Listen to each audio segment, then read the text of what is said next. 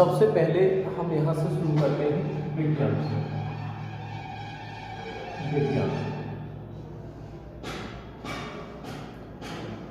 विज्ञान को कई भागों में डिवाइड किया गया है, जैसे भौतिक विज्ञान, रसायन विज्ञान और जीव विज्ञान।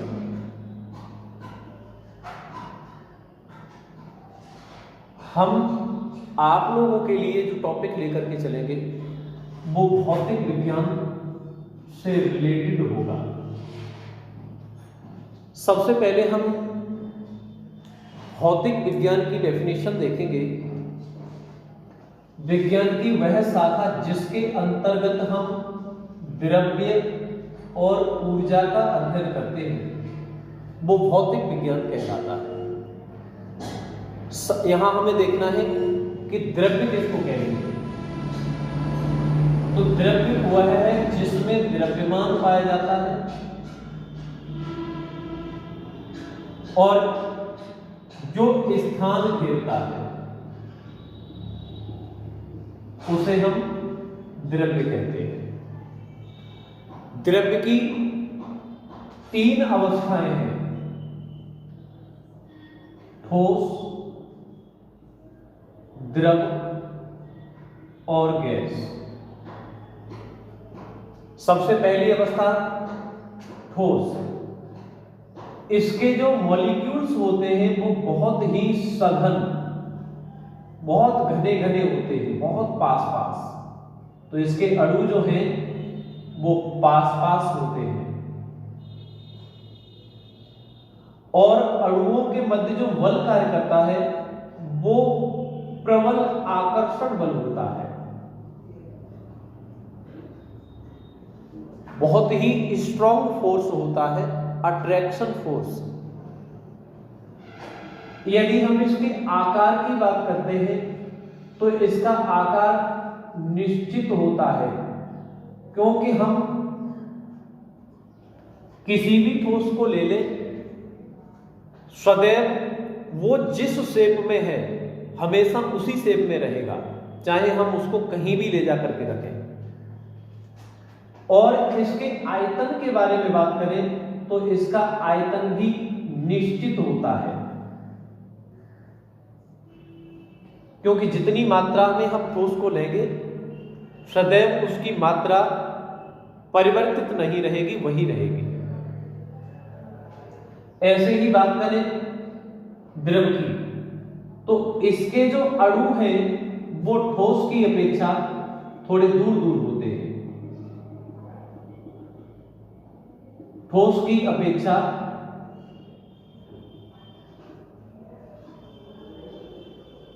दूर होते हैं। इनके अणुओं के मध्य जो बल कार्य करता है वो आकर्षण व प्रतिकर्षण दोनों प्रकार का बल होगा। अणुओं के मध्य जो बल कार्य करता है वो आकर्षण और प्रतिकर्षण बल दोनों प्रकार का बल कार्य करता है। ऐसे ही यदि हम इसके आकार के बारे में बात करते हैं तो इसका आकार अनिश्चित होगा, क्योंकि हम किसी द्रव को यदि किसी भी पात्र में डालते हैं तो जिस पात्र में हम उसको डालेंगे वो उसी का रूप धारण कर लेगा। अगर हम इसके आयतन की बात करें तो आयतन इसका जो है वो निश्चित होगा, क्योंकि जितनी मात्रा में हम द्रव को लेंगे वो सदैव उतनी ही मात्रा में रहेगा। यदि हम गैस के बारे में बात करते हैं तो इसके जो अणु होते हैं वो बहुत दूर दूर होते हैं। अणु बहुत दूर होते हैं और इनके अणुओं के मध्य जो बल कार्य करता है वो प्रतिकर्षण बल कहलाता है। प्रतिकर्षण बल कहलाता है। यहां इसके अगर आकार के बारे में बात करें तो इसका आकार जो है वो अनिश्चित है, क्योंकि इसको भी जिस किसी पात्र में हम डाल देंगे यह उसी का रूप ले लेगा। और यदि हम इसके आयतन के बारे में बात करते हैं तो वो भी अनिश्चित होता है,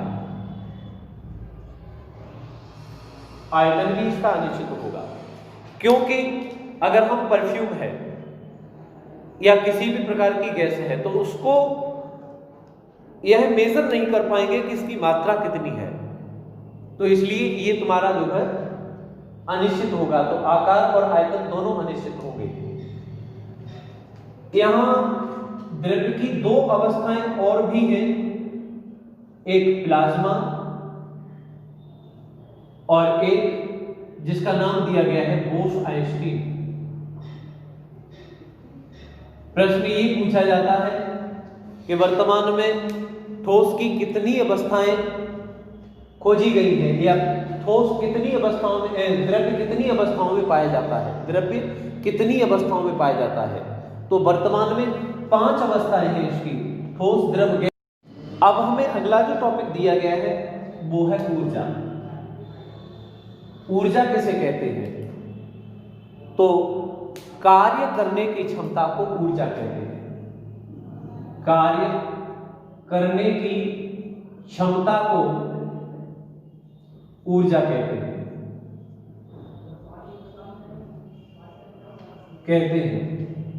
ऊर्जा का जो मात्रक है वो जूल होता है।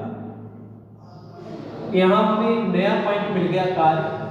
ये कार्य क्या होता है? तो कार्य W बराबर F इंटू डी। F यहां बल है और ये हमारा विस्थापन है और ये W कार्य है।